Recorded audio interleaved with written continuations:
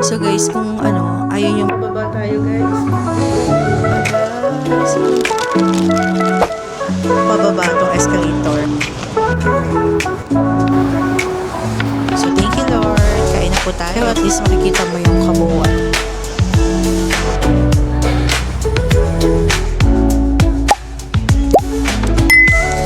Try natin din. Okay lang. Good morning guys. Today is Monday and this is our third full day here in Hong Kong. So today pupunta tayo ng Nong Ting Village kung saan may malaking Buddha. And ang gagawin natin, mag-DIY lang tayo papunta. So the cheapest way or mas cheaper na way papunta is magbabas tayo. Yun nga lang medyo matagal yung biyahe, parang more than 1 hour. Pero mas mura siya, di hamak doon sa cable car. Then let's see if makakapag-cable car tayo pababa naman or pabalik. So inagahan talaga natin ngayon 6:20 AM kasi pagka akit tayo doon sa Big Buddha, dapat medyo mas maaga pa. Pag tanghali na kasi sobrang init at medyo nakakapagod talaga siya. Medyo okay pa yung temperature ngayon, nasa 25 degrees Celsius. But hindi natin alam mamayang tanghali. Then siguro after ng Nong Ting baka pumunta tayo ng Central doon sa mid escalator, yung pinakamahabang escalator dito sa Hong Kong. So we are out and about. So ang gagawin muna natin is pupunta muna tayo or maghahanap muna tayo ng ATM para mag-withdraw. Kasi guys, naubos na yung wala nating withdraw sa airport. Naalala ko noong 2016, nag-I-square tayo ang umaga-umaga nasa 12 degrees no. Gaganda guys sa mga sasakyan dito. Sa mga MTR stations na daw tayo maghanap ng ATM. At baka magpa-load tayo ng Octopus card. Masyado pang maaga para sa hagdan. Ito guys, pagbaba lang natin dito sa Tsim Sha Tsui na station.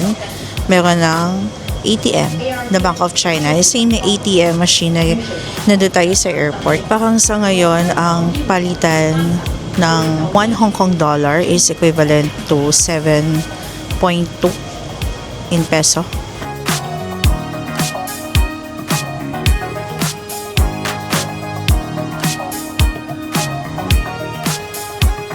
So, dito tayo. Tapos na tayo mag-withdraw at mag-top up ng Octopus card.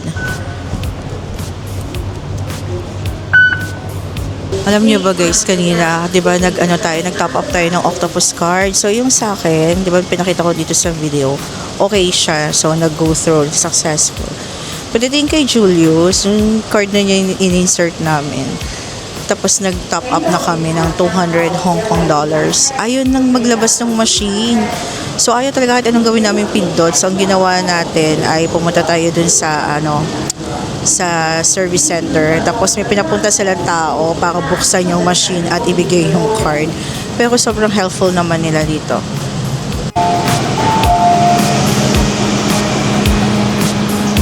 So guys, nakababa na tayo ng Lai King Station at dito lang sa tapat din yung papuntang Tung Chung and Disneyland Resort Line. So doon tayo papunta at bababa tayo ng Tung Chung, yung pinaka-last station. Dadaan pa to ng Sunny Bay, yung may Disney, sa may Disneyland na station. Dito na tayo guys sa Tung Chung. Ang layo ng biyahe mula Tsim Sha Tsui, parang almost 1 hour din siya. So dito tayo sa exit B. Ang ganda ng color ng na to ng train station, color violet. Love it. So medyo naging mahal yung pamasahe natin, $18.7. Kasi layo din talaga, almost 1 hour yung biyahe. At ito na ang exit B ng Ping 360. So ang lang nating hanapin is yung bus terminus. Kung mag-cable car kayo, pwede naman talaga at magandang experience yon. Dito din yung daan. Ayan, may big house. OMG! Nga pala, naalala ko, may big house pala dito at walang pila, guys. So, meron dito, mga A1 Bakery. Kilala din yata yan. Tapos, meron Shake Shack. And, of course, yung bake house. Nagdadalawang isip pa kami kung ngayon na ba bibili o mamaya na. So, ito yung City Gate Outlets. Mukhang mamaya na lang daw tayo mag-bake house. So, punta muna tayo kasi mahaba pa yung biyahe natin papuntang sa may Buddha. So, magbabas tayo 1 hour. So, may exit C daw.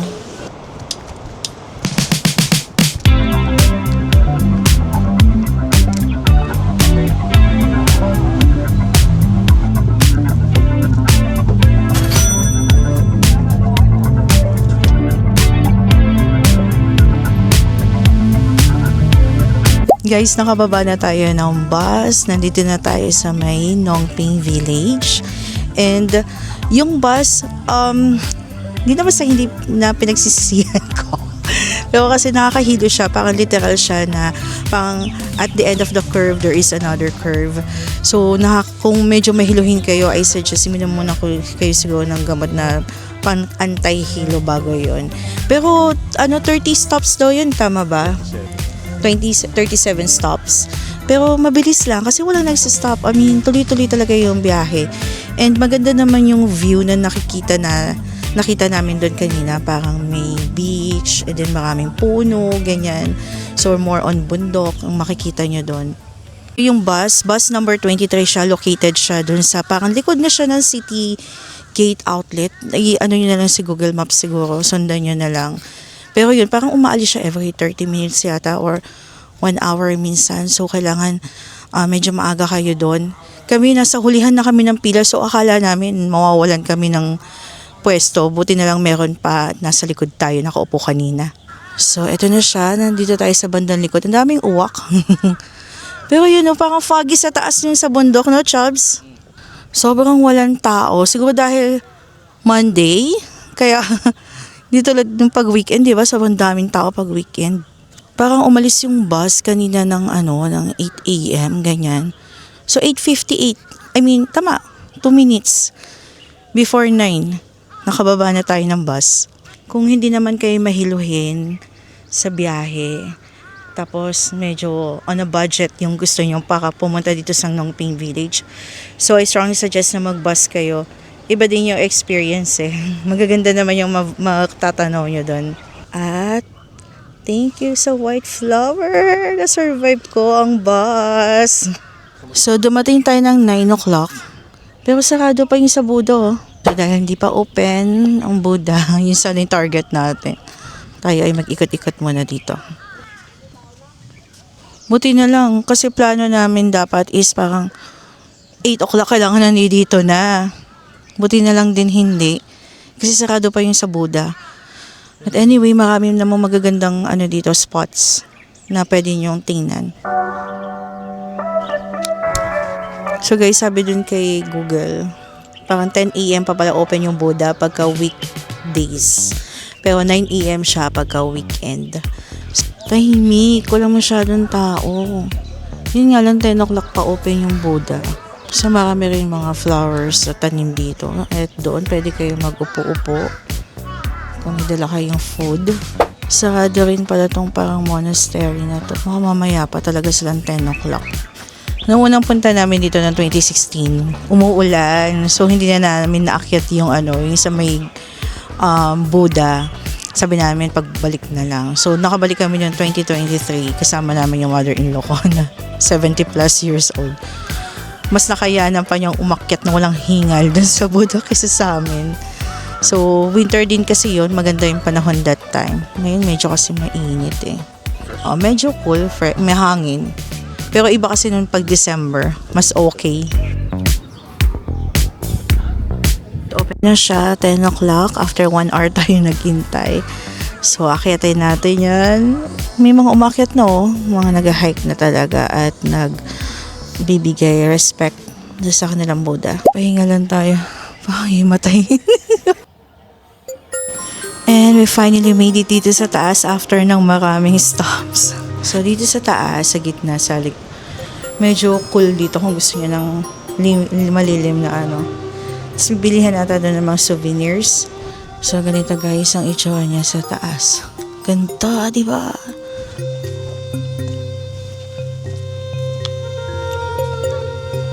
Ganda talaga dito. Ang hangin guys, kahit tanghali na. 10 a.m. diba? Past 10 a.m. Ganda oh. So guys, kung gusto nyong masolo tong lugar na to, weekday kaya magpunta. Pwede pa kayo umakyat dyan oh, hanggang dun sa may Buddha mismo. Dati naakyat namin to eh. So, dito tayo sa kabilang side.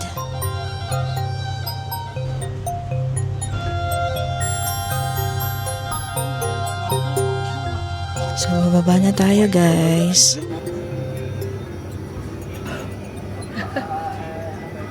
So guys, nakababa na tayo from Big Buddha.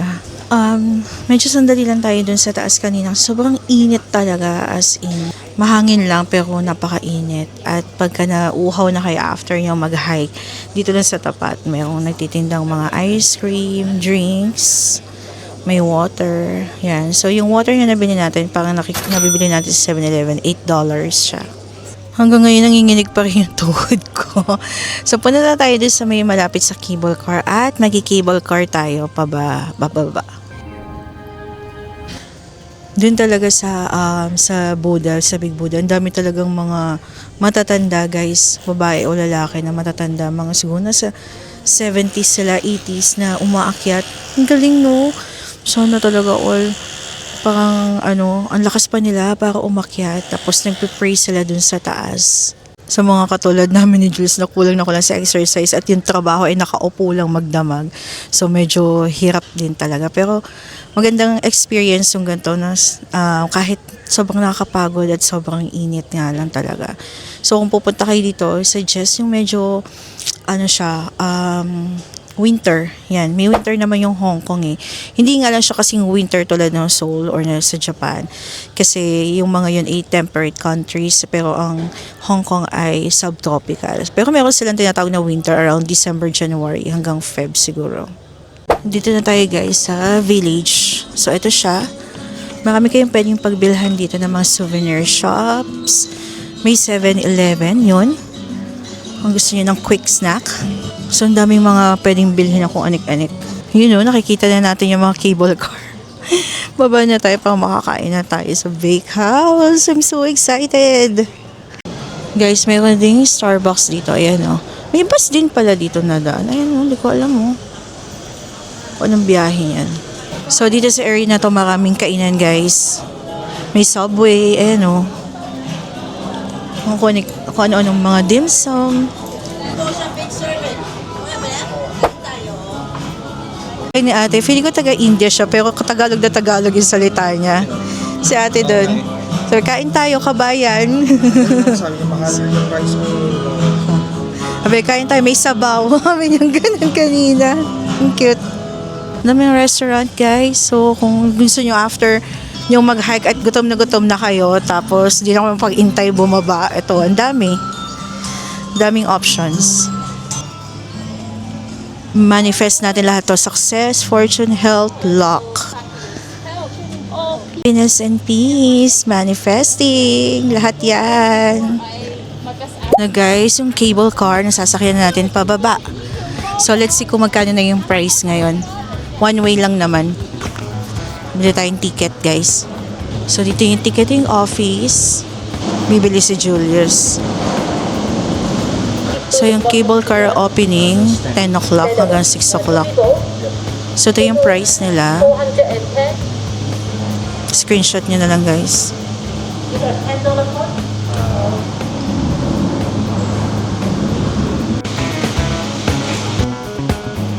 Apparently, guys, ang mahal na pala niya. $205.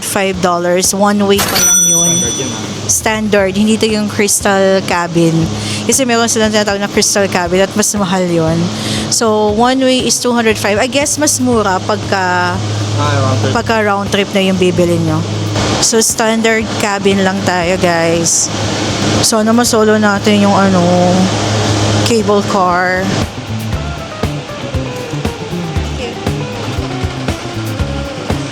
Yay! Solo natin, guys! Solo natin guys. Thank you Lord. Naalala lang namin yung 2016. Hapon na tayo nagpunta dito, 'di ba? Pahapon na. So inabot kami ng gabi dun sa dun sa Nongping Village. Tapos last trip na cable car na sakyan namin noon, So, dahil last trip siya, tapos maulan, mahangin, tapos ang dilim-dilim, wala talagang ilaw. So, takot na takot talaga kami. Tapos, feeling ko talaga babagsak siya. Kasi sobrang... Nasusway ang ano. Oo, nagsisway yung yung cable car. Tapos, maririnig mo yung ihip ng hangin na sobrang lakas. Tapos, maulan pa. So, nakakatakot na experience. Tapos, hindi na ako uulit. It's going to Macau. Ah, yun yung bridge going to Macau. Kita niyo ba guys yan? Parang mas maano to, no? Mas mataas compare sa Taiwan. Oo, mas mataas to. Mas mataas to, no? Parang halos kasing taas to ng yung sa Vietnam, Sapa. Mataas yun. Ah, mas mataas May ilang yun. portion lang na ganito, pero sobrang taas na. Yung sa Vietnam, sa Sapa. So guys, kung ayaw nyo mag-bus, meron, itong isang option is cable car. Mas pricey nga lang. Pero mas makakamura kayo pagka two-way or round trip yung bibilhin nyo. Kasi alam ko na sa 360 something or 370 pagka pagka round trip siya. Pero pagka one way lang, 205 isa. Pero kasi mas mura pa rin yung bus, $24 lang yun. Tagal nga lang. Tsaka, Yun yan, matagal. Tas nakakahilo, nakaka-trigger ng vertigo. So, dapat handa kayo doon. Pero, for a Monday trip dun sa bus, tuloy-tuloy lang siya, no? Pang wala pang 1 hour, nakarating na agad kami ng tayo ng Nongping Village. Airport pala to, guys. Yan. First time nating masolo to. First time nating makasolo ng cable car, no? Normally, may kasakay talaga tayo. Pababa tayo, guys. Pipikit ako. Ayan, ang lakas, parang may bagyo. Alam mo yung hangin na parang may bagyo?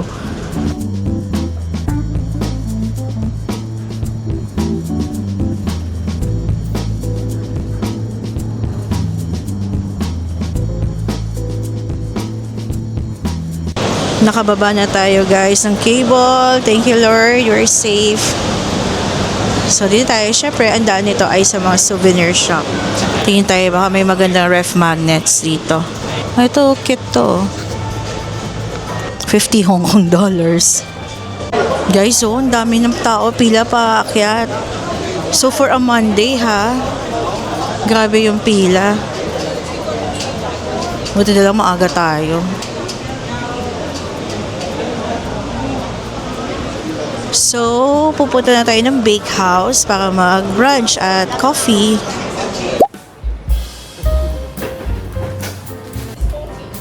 Okay, so 2 egg cappuccino donut, 1 cold brew, and then 1 ice cappuccino. Pakita ko guys yung egg tart.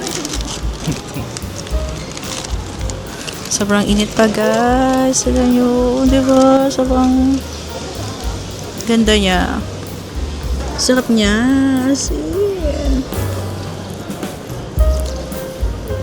So, yung egg tart niya, $13.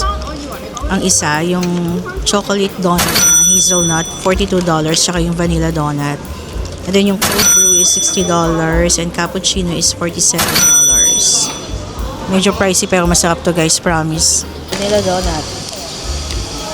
Yung cinnamon taste siya. Next natin tikman ay ang hazelnut donut.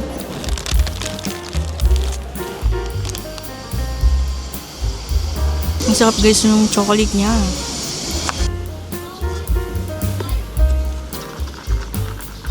Yung cold brew nila, parang first time kong natikman ang cold brew na maasim. Kasi kahit sa Starbucks hindi ganito kaasim. Hi guys, nandito na tayo sa Hong Kong Station. At pupunta tayo ng Central dun sa mid-level escalator na pinaka-longest ba sa buong mundo yun, so pinaka-longest na escalator in the world. So let's go. So from Bakehouse kanina, so kumain lang tayo sa Bakehouse and then sumakay lang tayo ng tren Tung Chung Line, tapos bumaba na tayo dito sa Hong Kong Station. Siguro mga nasa 30 minutes din yung biyahe. Malapin lang natin ang exit D. So, nasa $24 yung pamasahe natin from Tung Chung hanggang dito sa Hong Kong. Ay, magka-cafe de coral sana tayo, kaya lang Parang to go lang to. Magla-lunch sana tayo sa Cafe de Coral, kaya lang parang to go lang yung ano dito, yung store. So, punta muna tayo ng mid-level escalator. So guys, dito sa Central, dito sa parang walkway nila dito sa taas. Parang Makati vibe, no? Alam niyo ba yung sa Makati, di ba? Elevated walkway. Di ba sa Makati meron din tayong ganito? So parang ganun yung feeling ko.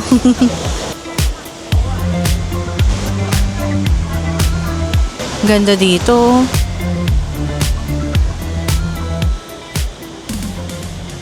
Lunchtime na. Ang daming mga workers ngayon sa labas. Dito tayo ngayon guys sa Central Market.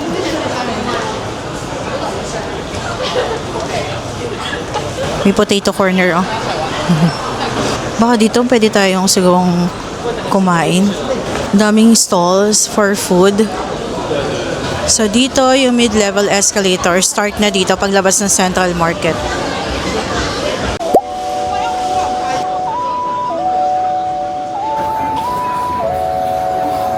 Guys, dito kasi putol-putol na may escalator pero tuloy-tuloy siya, mahaba. Pero minsan napuputol siya para kung gusto mo nang bumaba, kung ito na yung exit mo. So parang ganun yung ano niya. Pag morning, alam ko pababa tong escalator. Depende guys sa oras. Kasi parang ginawa to for the workers dito sa Central. So pag morning, iba yung escalator dito, parang pababa siya. Pero pag mga tanghali na gabi, paakyat na siya kasi pauwi na yung iba, o diba? Daming kainan sa baba guys, coffee shops, restaurants. So pwede kayong magtingin-tingin dito kung gusto niyo kumain. Daming ano, pero meron din namang hagdan. Pwede rin yung hagdan pababa. Pag kasi hagdan pataas, alam niyo na.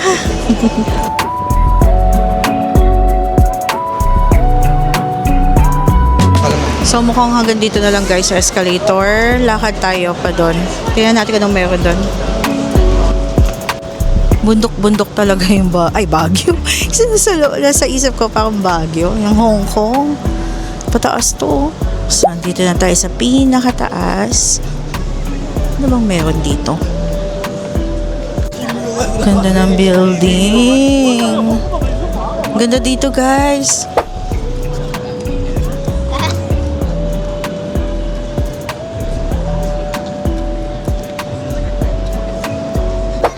So, nakalagay dito, Prison Yard. Baka presohan nila to dati. Ganda dito, kaya lang, alinsangan, ang init talaga.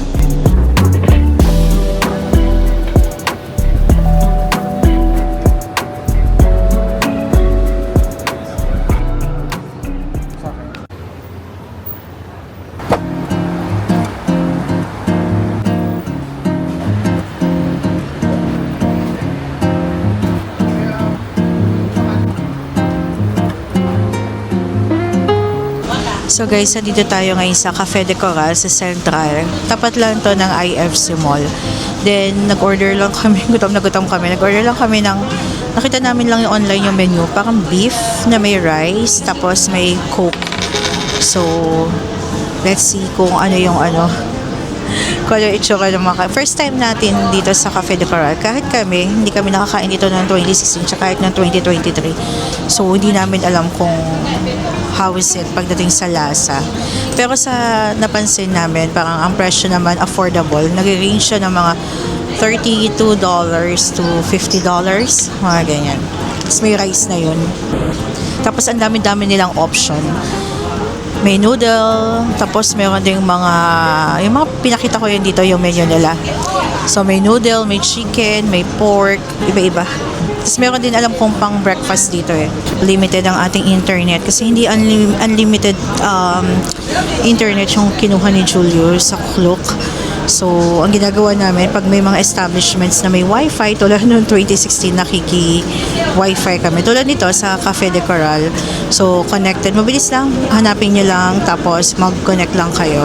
So, sa mga MTR nila or MRT stations, meron ding mga wifi na pwedeng mag-connect. Ito yung order natin. So, para siyang beef na may cheese and in tomato sauce, parang ganun. Para siyang lasagna pero may kanin ilalim. So, try natin. So, thank you Lord. Kain na po tayo.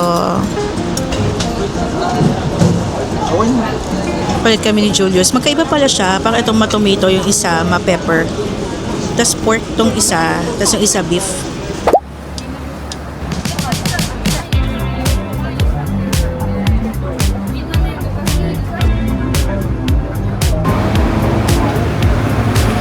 Nakasakay tayo ngayon sa tram, guys. Nag-tram tayo hanggang Kennedy Town. So, nagawa na namin to before ni Julius ng 2023. So, baka balak natin mag-coffee dun sa Arabica, dun sa Kennedy Town. Maganda yung Kennedy Town kasi parang kita mo yung dagat dun. So, from Cafe de Coral, lumakad lang kami siguro ng mga 50 meters away. Tapos may tram. So, ito na siya. Ito na yung isa sa mga cheapest na transportation dito sa Hong Kong na dumadaan from Central to Kennedy Town. Pwede kayong gumamit dito ng Octopus card. Hindi ko na lang alam kung magkano ngayon. But noong 2023 parang $5 or $6 lang. So, dadaan to. Maraming stations tong dadaanan. Yun nga lang, medyo matagal talaga siya compare sa MTR. Pero at least makikita mo yung kabuuan ng Hong Kong. Not really necessary kabuuan. Pero yung bandang Central hanggang Kennedy Town, makikita nyo. Dito na tayo ngayon, guys, sa Kennedy Town. So, yun yung Arabica na coffee shop. So, let's see kung makakapag-coffee tayo doon. Maraming tao. Daming tao ngayon eh, oh. Hello guys, ang daming tao sa Arabica. Ito guys, so gusto sana namin mag-Arabica, kaya lang dami palang tao. Pero magandang spot to for pictorial. So, yun yung dagat. Sabi ni Julius, ito daw yung bridge na yun. Ito, nakikita nyo. Dinadaanan daw natin yan nung pagdating natin dito sa Hong Kong. Nag-upo-upo lang tayo dito guys. So, ang daming tao. Tapos dapat the plan is mag-coffee sa Arabica, pero hindi. Ang dami talaga ng tao. So, tumambay lang dito. Then maya-maya, alis na rin tayo. Ang gagawin natin ay hanapin natin yung MTR nila 500 meters away from here, Kennedy Town na MTR. Tapos doon tayo sasakay papuntang Central. Tapos sa Central, tatawid tayo papuntang TST. Mag-ferry tayo. So, yun ang gagawin natin.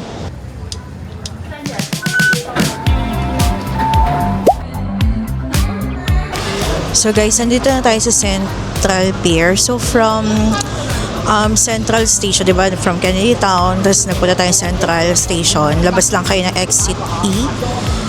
Tapos, hanapin yung elevated walkway ulit sa Central. Then, pag taas nyo, makikita nyo na yung papunta kung saan yung mga pier. So, Pier 7 yung hanapin natin. So, dito siya. Meron dito, ayun o. Ganda, no?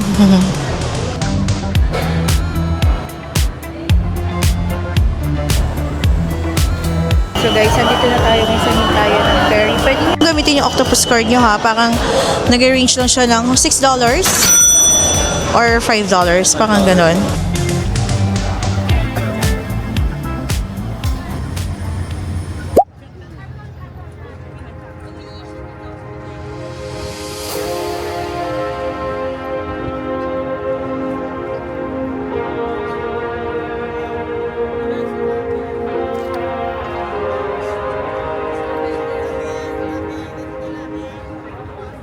Hi guys, nag-McDo muna tayo ngayon. Para kasi tinatamad kami mag-rice. So, dito sa McDo, ang value meal ng double cheeseburger ay nasa $42. So, may fries na yun na medium tsaka coke na medium. Naalala lang namin guys na dati noong 2016 nag-McDo kami dito, same spot. Tapos may free na na mga shampoo na nakabote. Tama. Dami tayong ulo. 3 ba? 4. Parang 4 na bote yun. Tapos na tayo mag-McDo, guys. So, naglalakad-lakad lang tayo sa TST or sa Nathan Road kasi maghahanap tayo ng pwedeng souvenir dito sa Hong Kong. Tomorrow will be our last day. At ang flight natin tomorrow is around 6 p.m. Ang ganda, guys, sa street na to. Papunta pa lang tayo ng Nathan. So, galing tayo dito sa may Victoria Harbor. So, ibang street to. Puro pala mga luxury brand yung mga nandito.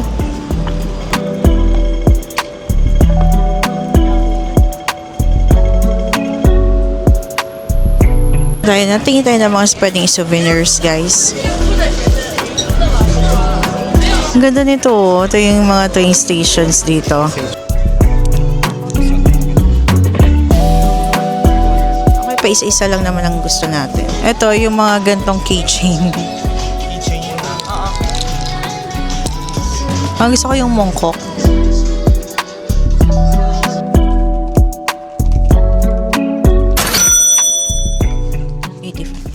Tayo guys ng mga pang ref magnets natin. Dito lang yan malapit. As in tapat na tapat lang. Yung unang gabi na pinuntahan natin na may mga souvenir shop. So yun lang yun. Mura lang. Ang dami namin nabili. Halagang $85 lang. Ngayon medyo maghahanap pa tayo ng ibang pwedeng maiwi sa bahay. Like chocolates or coffee. Let's see. Ito guys, dito kami dati yung 2016 nagstay sa Mirador Mansion. Malapit lang yan. Ito yung ano, dito yung sa hotel natin.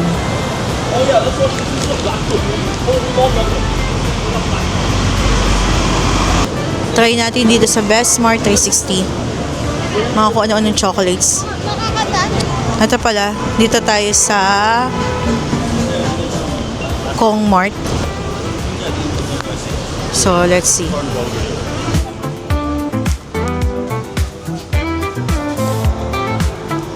Ito, diba? Ito yung... Balik tayo guys dito sa ano. Best Smart 360. So, meron sila dito. $69 yung mga lind. So, bibili tayo nito. $69 lang. Ito. Kaya nga eh. $39 yung Godiva. Ito yung ano, masarap na chocolate from Japan. Ito yung tiramisu Chavs. Wala bang malaki niyan? Hindi ko alam. Medyo pricey siya, 38 ah. Sige, go. Dalawa na natin. Sarap yan, guys. Kung siya maliit. Wala. Yung, okay lang. Hazelnut. Isa pa. Itong cacao mousse. Baka mapait yan pero okay lang. So, meron din silang mga chips. $20. Ano yan? Sachi. Hanap tayo ng coffee. May ibang coffee sa bahay. Asa na ibang brand? Ito. Sige, go. Ibang brand daw. $19.09. Ilang piraso yan? 12 sachets. 12 sachets. Okay, go.